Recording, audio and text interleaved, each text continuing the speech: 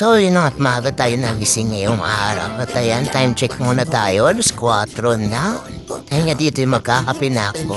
Yan, tinimpla ko na yung kape. Kasama ko dito magkape ang aking pusa na si Meow. Charis, si Tommy yan.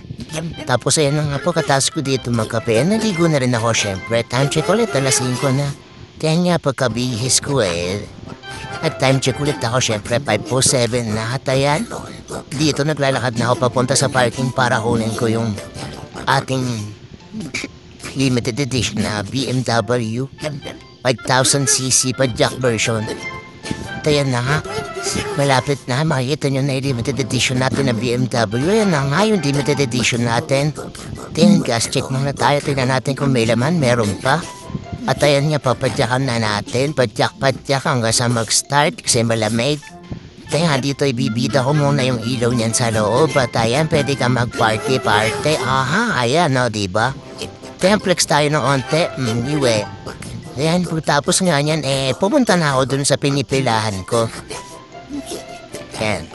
Pupunta na ako niyan dun sa pinipilahan kong terminal para makakuha din ng pasahero. Ayan, ngiti-ngiti onte. Pagkatapos niyan, andito na nga ako dun sa terminal. Tempo titig ko sa terminal, apat yata kami nakapila, panghuli ako lagi naman. At yun nga dito may pasahero na ako dyan. Hindi ko na mabidyohan syempre, kasi nahihirapan ako. At ayan nga, hindi ko na nabidyohan yung iba, inabot na ako ng umaga. Yan. Pagkatapos nga yan, flex natin ng onti yung ating limited edition na BMW 3-bus padjak version. Kaya hindi ito, nag-try naman ako mag-video ng one hand lang. Syempre nahihirapan ako. Dito na dahil nagutom na nga ako kumain na ako ng biskwit. Yan ang kain ng kain kahit wala pang kinikita, diba? Ha? Flex mo ka. Tapos niyan, umuwi muna ako sa bahay dahil hindi ko na kinaya yung gutom. Kaya nga dito naglalakad na ako pupunta sa bahay. Mula 5:00 ng umaga hanggang 10:00. Makikita nyo 10:00 na, hindi pa ako nauwi. Ngayon pa lang. Nandito narita ko si Lola naglilinis at ang aking pamangkin, pati ang aking pinsan, ayan.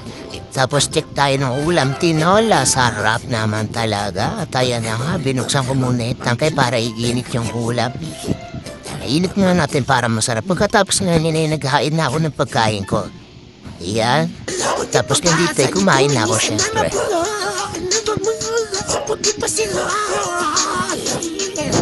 Huli sa biyahe, ulam natin dito sa pamaraw ko.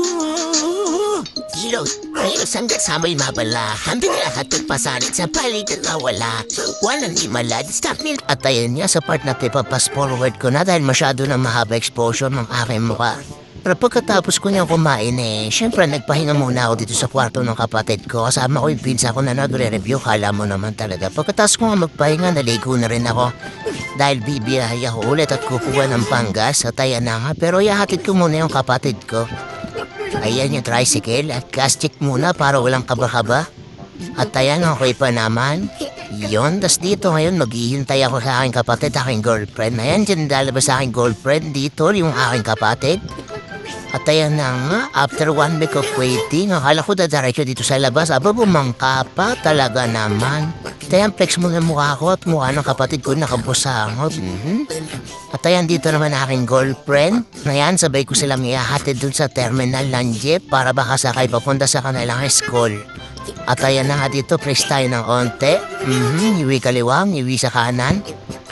At ayan nga, pagkatas ko silang hit at pumila na ulit ako.